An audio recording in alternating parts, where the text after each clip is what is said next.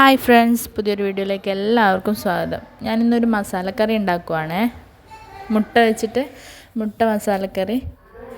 ഇഷ്ടപ്പെട്ടാൽ ലൈക്ക് ചെയ്യാനും കമൻറ്റ് ചെയ്യാനും മറക്കല്ലേ. അപ്പോൾ നമ്മുടെ മുട്ട നമുക്ക് റെഡിയാക്കി എടുക്കാം. അതിനായി അല്പം വെള്ളത്തിൽ മുട്ട പുഴുങ്ങാൻ വയ്ക്കാം. നമുക്കത് റെഡിയായി വരുന്നവരെ വെയിറ്റ് ചെയ്യാം.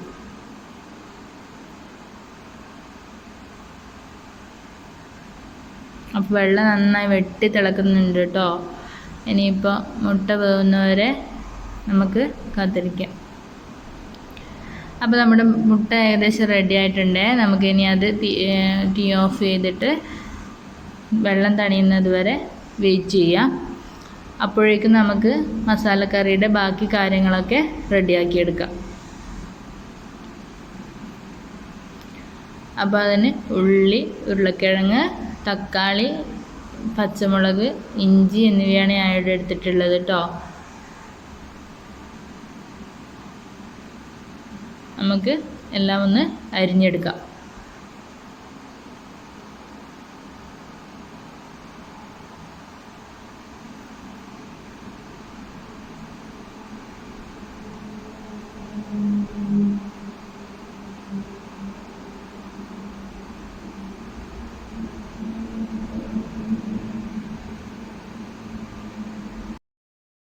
അപ്പോൾ ഞാനിവിടെ നമ്മുടെ തക്കാളി ഉള്ളിയൊക്കെ ഇവിടെ അരിഞ്ഞെടുക്കുവാണ്.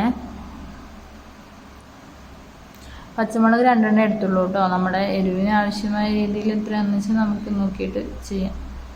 എന്നുവെച്ചാൽ മുളക് പൊടിയും വരുന്നതാണ്, ബാക്കി മസാലകളൊക്കെ വരുന്നതല്ലേ. അപ്പോൾ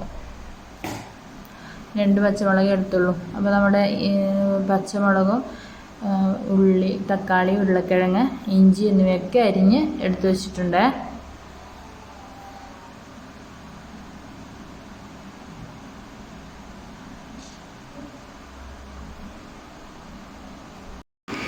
ഇനി നമുക്ക് നമ്മുടെ ഉള്ളിയും തക്കാളിയും ഉരുളക്കിഴങ്ങും ഇഞ്ചിയും പച്ചമുളകും എല്ലാം തന്നെ ഒരു പാത്രത്തിലേക്ക് ഇട്ട് കൊടുക്കാം.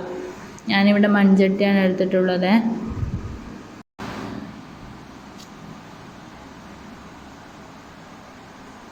എല്ലാം തന്നെ ഒരു പാത്രത്തിലേക്ക് ഒന്നിച്ച് ഇട്ട് കൊടുത്തിട്ടുണ്ട്.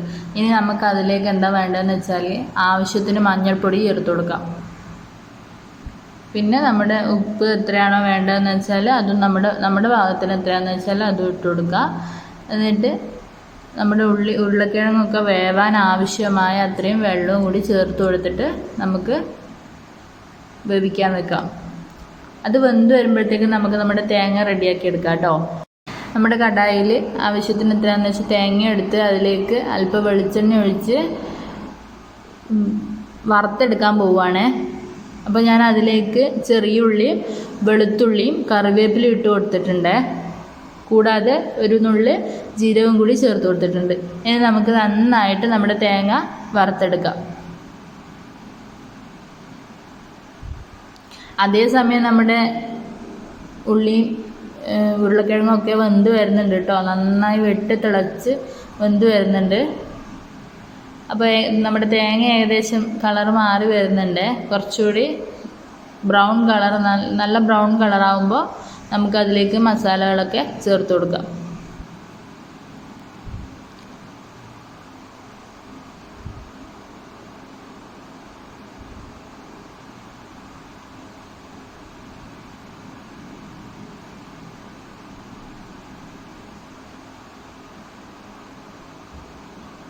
അപ്പോൾ നമ്മുടെ തേങ്ങ അത്യാവശ്യം റെഡി ആയിട്ടുണ്ട്. ഇനി അതിലേക്ക് 2 സ്പൂൺ മല്ലിപ്പൊടി ഇട്ട് കൊടുക്കുന്നുണ്ട്.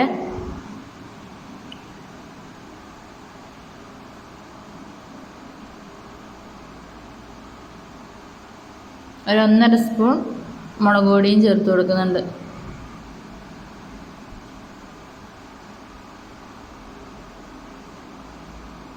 ഇനി നമുക്ക് തീ ഓഫാക്കിയിട്ട് നന്നായി ഇളക്കി മിക്സ് ചെയ്ത് കൊടുക്കാം.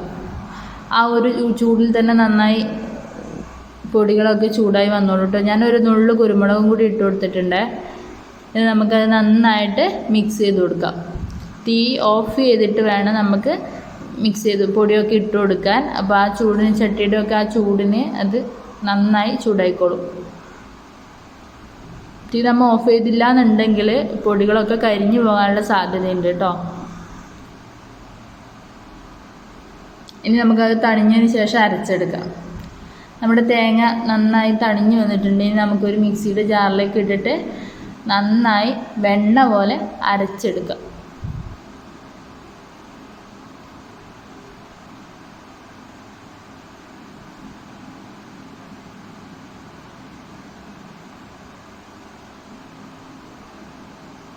ആവശ്യത്തിന് വെള്ളവും ചേർത്ത് നന്നായി അരച്ചെടുക്കാം.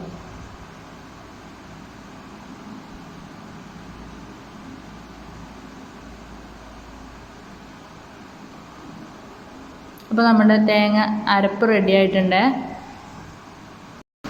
അതേ സമയം തന്നെ നമ്മുടെ ഉള്ളിയും ഉരുളക്കിഴങ്ങും ഒക്കെ വെന്ത് വന്നിട്ടുണ്ട്. ഇനി അതിലേക്ക് നമ്മുടെ അരപ്പ് ചേർത്ത് കൊടുക്കാം.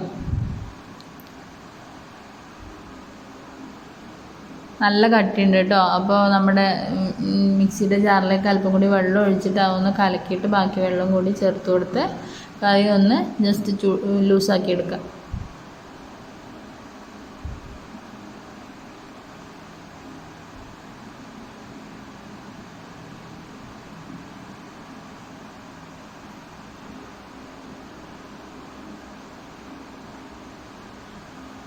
ഇനി നമ്മുടെ മുട്ട ഇവിടെ റെഡിയാക്കി വെച്ചിട്ടുണ്ട്.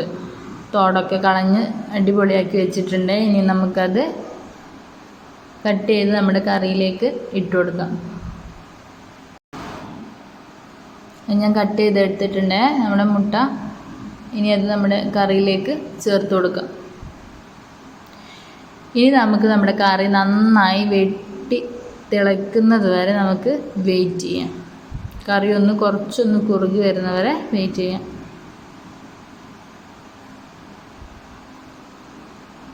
അപ്പോൾ നമ്മുടെ കറി റെഡി ആയിട്ടുണ്ട്. ഇനി അതിലേക്ക് നമുക്ക്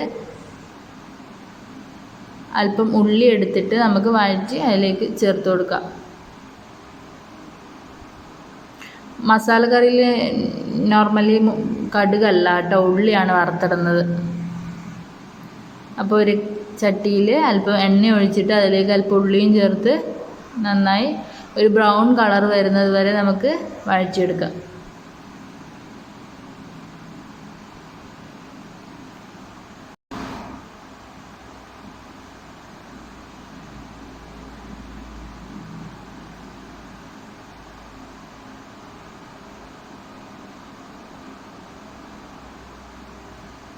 അപ്പോൾ ഏകദേശം റെഡി ആയിട്ടുണ്ടെങ്കിൽ നമുക്ക് കറിയിലേക്ക് അത് ഒഴിച്ചു കൊടുക്കാം.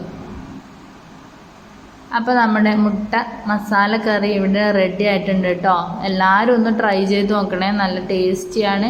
ഇഷ്ടപ്പെട്ടെങ്കിൽ ലൈക്ക് ചെയ്യാനും കമൻറ്റ് ചെയ്യാനും സബ്സ്ക്രൈബ് ചെയ്യാനും മറക്കരുത് കേട്ടോ. Thank you.